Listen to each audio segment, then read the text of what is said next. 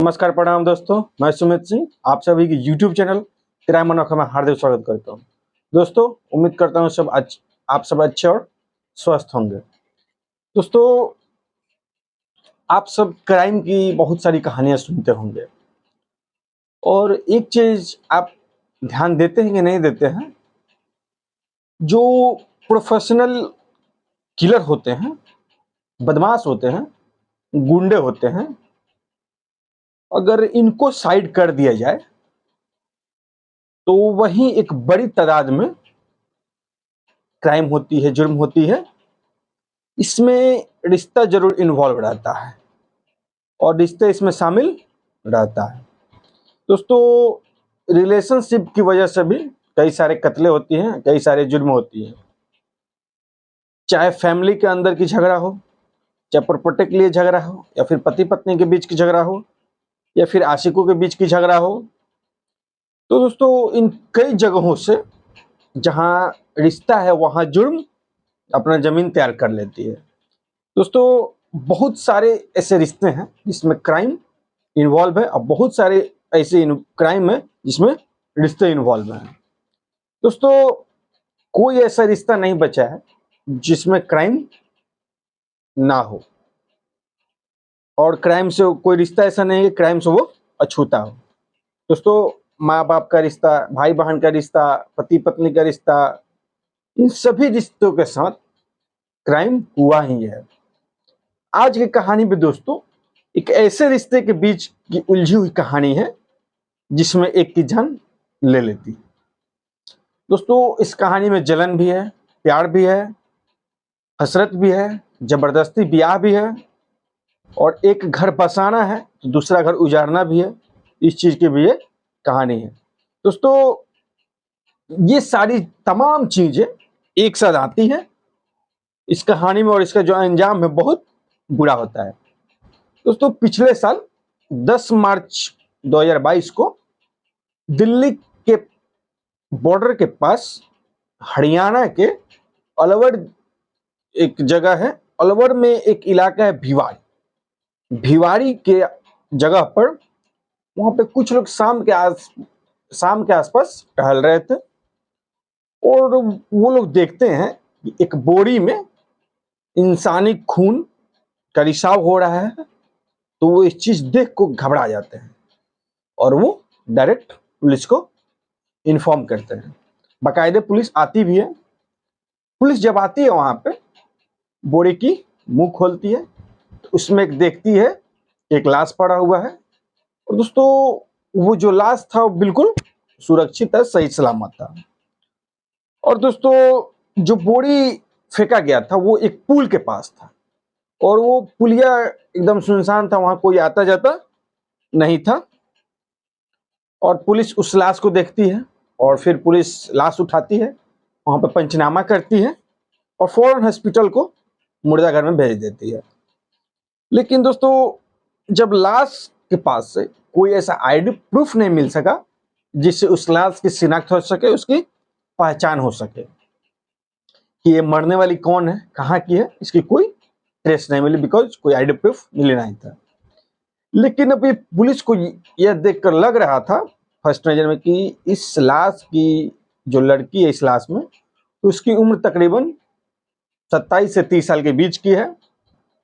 और दोस्तों, पुलिस इन तमाम प्रयास करती है कि लाश को पहचान लें, लेकिन सभी कोशिश जो होती है नाकाम होती है। फिर पुलिस आसपास के लोगों से पूछती है, पूरा उसके बारे में पता करती है, लेकिन कोई जानकारी नहीं मिल पाता है। और फिर दोस्तों, अब पुलिस हतोत्साही थी कि अब इस लाश को हम करेंगे क्या, क्योंकि ना इसका कोई ट्रेस मिल रहा है ना कुछ। और अगल बगल पूरे इलाका में, भिवाड़ी इलाका में पूछताछ इसकी होती है, लेकिन कोई इस लाश को शिनाख्त नहीं करता है और ना ही इस लाश को कोई ढूंढने आता है। तो फिर पुलिस न्यूज़पेपर के जरिए ऐड करती है कि अगर किसी की भी लड़की गुम हुई हो, अगर ऐसा बात है तो मेरे पास एक लाश है, आप आइए, उसकी शिनाख्त कीजिए और बताइए। लेकिन दोस्तों, इससे भी पुलिस को कोई फायदा नहीं हुआ और पुलिस को यहाँ भी निराश हाथ लगा। अब दोस्तों, पुलिस इस बात से एकदम क्लियर हो गई थी ये जो लाश है ये इस इलाके के नहीं है, इस एरिया के नहीं है, ये लाश बाहरी है। लेकिन दोस्तों फिर पुलिस उस लाश की तमाम तस्वीरें लेती है और पोस्टमार्टम के लिए भेज देती है। और जब पोस्टमार्टम रिपोर्ट सामने आती है तो उसमें पता चलता है कि इस लाश में लड़की है, इसकी गला घोंटकर हत्या किया गया है और इसकी जो हत्या हुई वो गला दबाने से हुआ है, गला घोंटने से हुआ है। और दोस्तों इधर पुलिस बिना लाश की शिनाख्त किए उसकी तफ्तीश में जुटी रहती है, आसपास के लोगों से पूछती हैं, बातें करती हैं, लेकिन कोई यहाँ पे फायदा पुलिस को होता नहीं है। और पुलिस को लगा कि ये तो लोकल है नहीं, ये तो लाश बाहर का है। फिर पुलिस ये सोची अगर ये लाश बाहर की है तो लाश बनकर नहीं तो यहाँ पे नहीं आई है, हो सके कि इसके साथ जो कातिल हो वो आसपास के रेस्टोरेंट में, होटल में रुका हो, वहां पे खाना पीना खाया हो।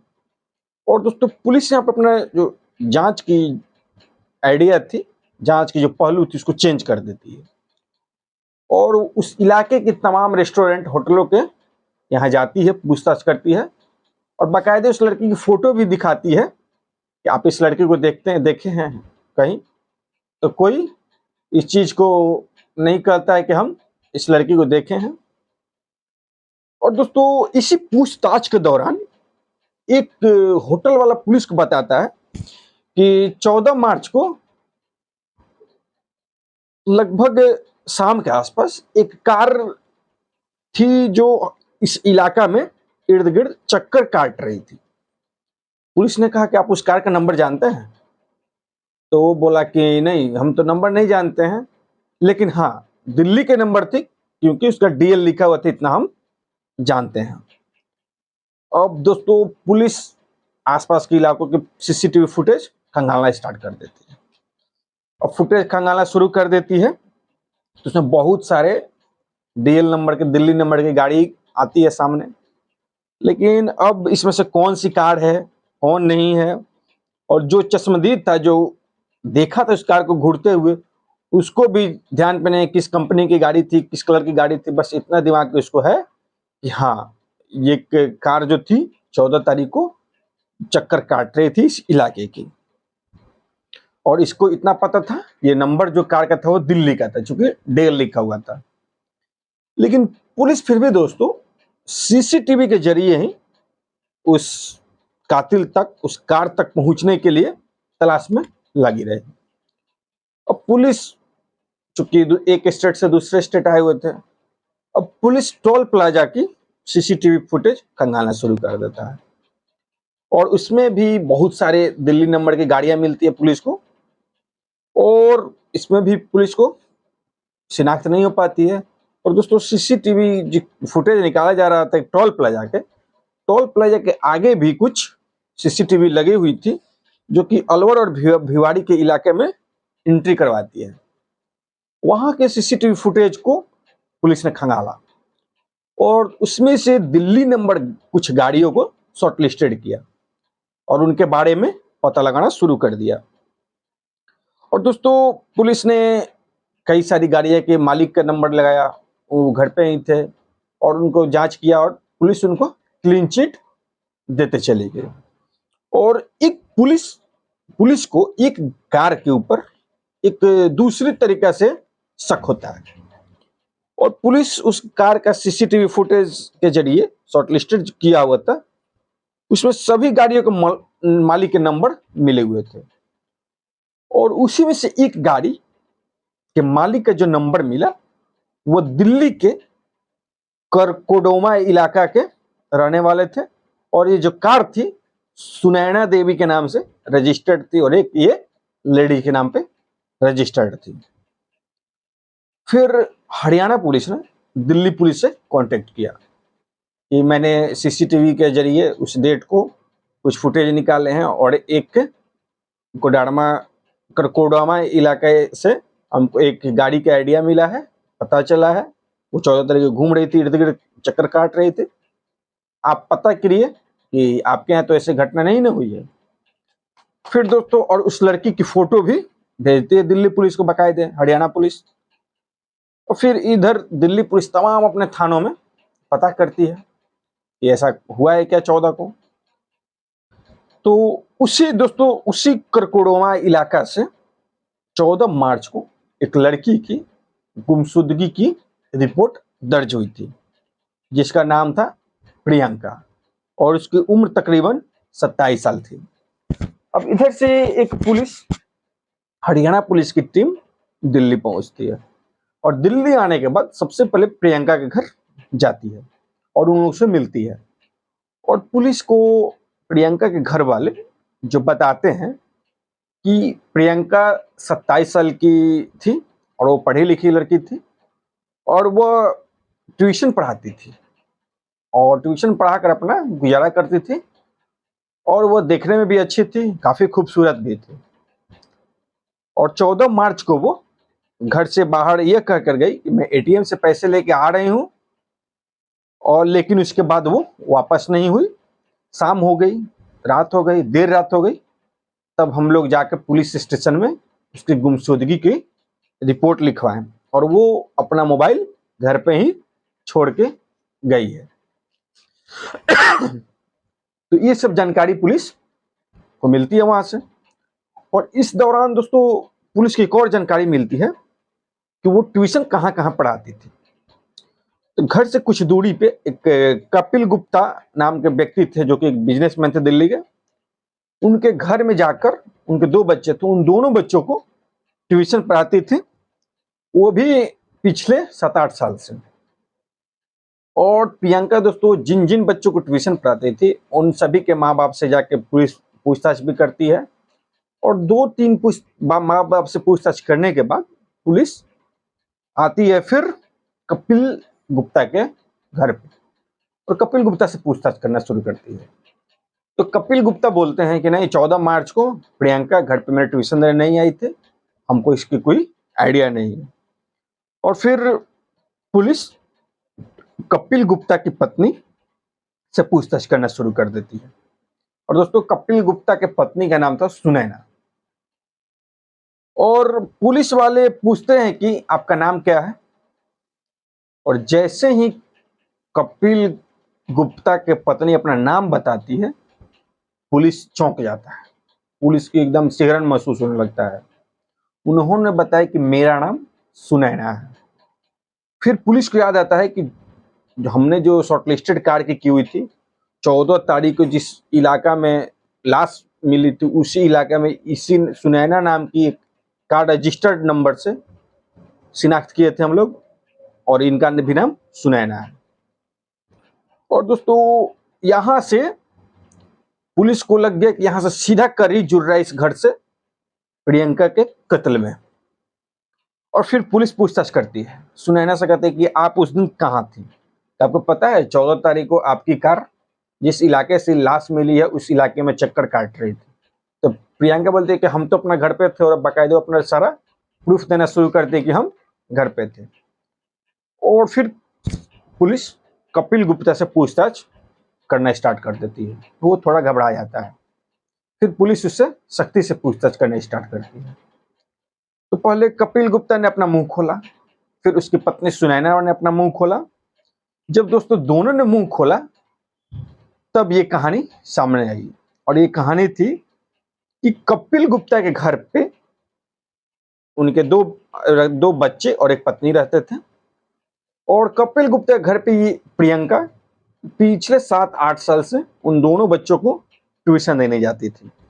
कपिल गुप्ता दोस्तों दिल्ली के एक बढ़िया बिजनेसमैन था, और धीरे धीरे आना जाना घर हुआ। और कपिल गुप्ता की जो पत्नी थी वो घर से मैक्सिमम बाहर ही रहती थी। और फिर कपिल गुप्ता और प्रियंका के बीच में नजदीकियां आनी शुरू हुई। दोनों में पहले दोस्ती हुई, फिर दोनों में प्यार हुई। और दोस्तों कपिल गुप्ता प्रियंका के प्यार में इस कदर पागल था कि वो उसके ऊपर बेशुमार दौलत लुटाता था। कहते हैं कि इन 7-8 सालों में प्रियंका के ऊपर कपिल गुप्ता ने तकरीबन 45 से 50 लाख रुपए तक उड़ा दिए थे, खर्च कर दिए थे, और उसकी हर छोटी बड़ी ख्वाहिशों को वो पूरा करने का कोशिश करता था, बाकायदे करता भी था। इसके बाद कपिल गुप्ता बयान देता है कि धीरे धीरे जब वक्त बीतता है तो प्रियंका ये जानते हुए भी कि हम शादीशुदा हैं, मेरे 2 बच्चे हैं, मेरे घर में पत्नी है, उसके बावजूद भी मेरे ऊपर दबाव डालने लगी कि तुम मुझसे शादी करो। और मैं बार-बार इस चीज़ को मना करता रहा। लेकिन प्रियंका को ये चीज़ की महसूस हुआ कि सुनैना जो है वो हमसे सुंदर है, इसलिए तुम मुझसे शादी नहीं कर रहे हो। और वो अपने आप को वहाँ पे दोस्तों कमतर महसूस करने लगी। और इस वो सोचे कि इसीलिए सुनैना, इसकी पत्नी जो है सुंदर है मेरे से, इसलिए मुझसे शादी करना नहीं चाहता है। फिर दोस्तों वो सोचती है कि मैं अपनी खूबसूरती बढ़ाऊँगी। इसके लिए बाकायदे वो एक ब्यूटिशियन के पास जाती है और उससे काफ़ी कॉस्टली ब्यूटी प्रोडक्ट्स भी खरीदती हैं, कुछ मेडिसिन्स भी लेती हैं और वो कपिल गुप्ता को बताती हैं। और दोस्तों केवल अपना खूबसूरती बढ़ाने के लिए ब्यूटी प्रोडक्ट्स के ज़रिए केवल उसको महीना का 25 से 30 हज़ार केवल अपनी खूबसूरती के ऊपर खर्च होता था। और दोस्तों वो अपनी खूबसूरती बढ़ाने के लगी रही कि हम खूबसूरती बढ़ाएँगे, सुनैना से सुंदर हो जाएँगे, तो हमसे कपिल शादी कर लेगा। और ये इधर कपिल गुप्ता अपने फैसले पर अड़िग रहा कि चाहे कुछ भी हो जाए, किसी कीमत पे मैं प्रियंका से शादी नहीं करूँगा। और दोस्तों धीरे-धीरे वक़्त बीतते गया और धीरे-धीरे जो प्रियंका थी, कपिल के ऊपर भड़कना शुरू कर दी और एक दिन धमकी देती है, अगर तुम मुझसे शादी नहीं किए, तो मैं तुमको सबके सामने बता दूँगी, तुम क्या किए हो, नहीं किए हो। और ये बात भी बोली कि जब तक सुनैना ज़िंदा है, तब तक तुम मुझसे शादी नहीं करोगे और तुम अपनी पत्नी सुनैना को मार दो। अब इधर कपिल गुप्ता के सामने दोस्तों एक अजीब सी सिचुएशन क्रिएट हो गई थी। उसकी प्रेमिका बोल रही है कि आप अपनी पत्नी का कत्ल कीजिए और समझाता है कपिल कि देखो ये चीज़ पॉसिबल नहीं है और ये पागलपन है, ये बिल्कुल हो नहीं सकता। तो उसने कहा कि तुमको तो ये चीज़ करना है, अगर तुम नहीं किए तो मैं सारी लोगों को तुम्हारी करतूत बता दूंगी, सारी बातें बता दूंगी। और इसी बात को लेकर इन दोनों में लड़ाई झगड़ा हो जाती है। और दोस्तों प्रियंका को भी लगता है कि शायद कपिल गुप्ता ये ऐसा काम नहीं करेगा, वो अपने पत्नी को नहीं मारेगा। तो फिर वो उससे बोलती है कि देखो तुम मुझे 50 लाख रुपए दे दो, नहीं तो मैं सबके सामने तुम्हारा पोल खोल दूंगी। और अब इधर दोस्तों वो उसको ब्लैकमेल करना शुरू कर देती है। कपिल बेचारा इधर परेशान, पहले बोल रहे कि शादी करो, फिर बोले पत्नी की हत्या करो, अब बोल रहे पैसा दो 50 लाख। और काफ़ी परेशानी हो गया था कपिल। और आखिर इन्हीं परेशानियों के बीच कपिल अपनी बीवी सुनैना से सारी बातें बता देता है। पहले उसकी बीवी सुनैना इस पर काफ़ी भड़कती है, लेकिन वो बोली कि अगर हम लोग उसे एक बार पैसा दे भी देते हैं तो ये परमानेंट सॉल्यूशन नहीं हुआ और वो आगे चल के हम लोग को ब्लैकमेल करते रहेगी। अब दोस्तों यहाँ पे सुनैना जो कि कपिल की पत्नी थी, इसका रोल स्टार्ट होता है। अब तक प्रियंका कह रही थी कि तुम अपने पत्नी को मार दो, कत्ल कर दो और मुझसे शादी कर लो। अब इधर उसकी पत्नी सुनैना कह रही है कि अपने प्रेमिका को मार दो, उसको खत्म करो। आखिरकार दोस्तों कपिल को भी लगता है कि मात्र भाई यही एक रास्ता बच गया है जिससे हम प्रियंका से पीछे छुड़ा लें। और कपिल गुप्ता अपनी पत्नी सुनैना के साथ मिलकर ये तय कर लेता है कि वो प्रियंका को रास्ते से हटाएगा। इस काम में दोस्तों वो अपने 2 नौकर को भी लेता है, राजकुमार और सचिन को, सॉरी राजकिशोर और सचिन को। इसके बाद तय होता है कि प्रियंका का कत्ल करना है, इसको हमेशा हमेशा के लिए रास्ते से हटा देना है। फिर दोस्तों 14 मार्च की तारीख तय होती है प्रियंका को मारने के लिए। फिर 14 मार्च को जो कपिल था वो प्रियंका को कॉल करता है और घर से कुछ दूरी पे था कि हमको तुमसे मिलना है, कुछ काम है। और ये बात सुनती है प्रियंका तो आती है, मोबाइल घर में ही छोड़ देती है, आती है उसके साथ बाकायदे गाड़ी में बैठती है।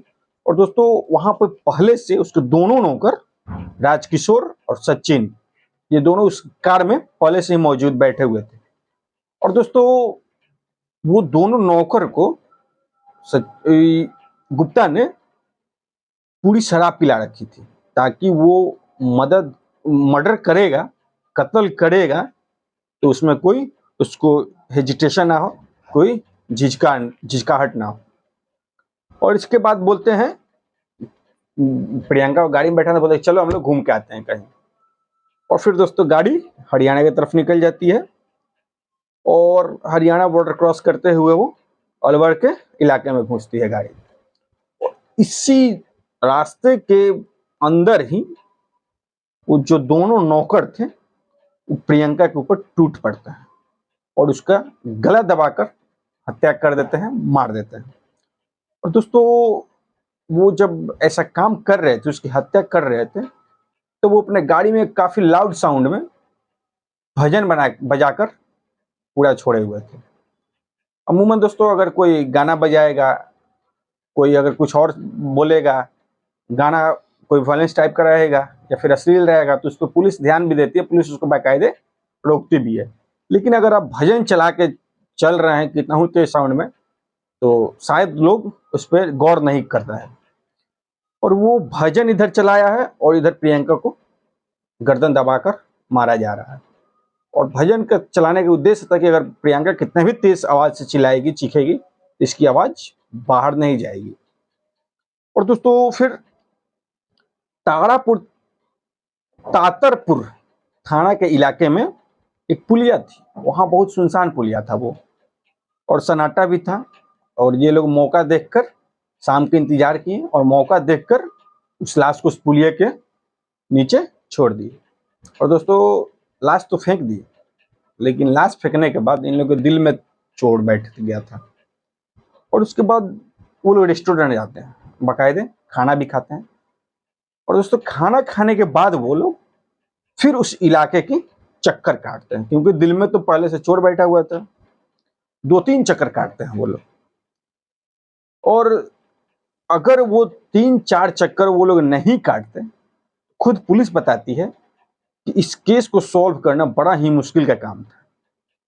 और अगर वो 3-4 चक्कर नहीं काटते तो शायद उनमें से एक लोग नहीं देखता कि एक अनजान नंबर की कार जो दिल्ली नंबर से थी वो बाकायदे पूरी चक्कर काट रही थी इस इलाके की, जो अननोन थी कार।